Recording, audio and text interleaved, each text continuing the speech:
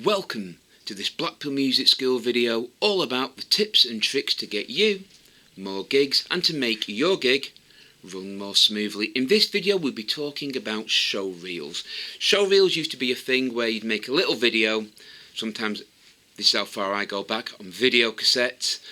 Then it went on to DVDs, and now you can do it on various video platforms. What you do is you make a little showreel, no more than 5 minutes, and include 3 or 4 songs in there, a minute of each. Now, how you wish to do this is up to you. You can do live performances and look full of energy, or you can do still photography while pre-recorded songs play. Personally, for me, I would do a mixture of both. I'd have a still image of the band, your best image, the one that sums up you perfectly.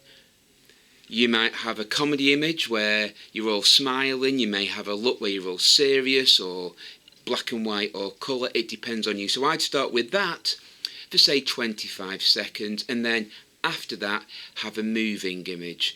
Also, it's so people know that's what your band looks like. And remember, it must be an up-to-date image. There's no point having an image of how you looked 10 years ago. It's got to be how you look now with the band members that you have now. So keep that image in mind.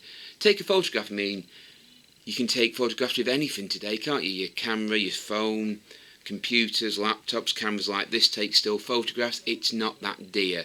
So get a recent photograph of the band you're in now, and then after that some visual footage so people can see what you look like in a still image and a movie image.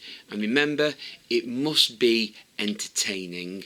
Whether it's shot good, that can depend.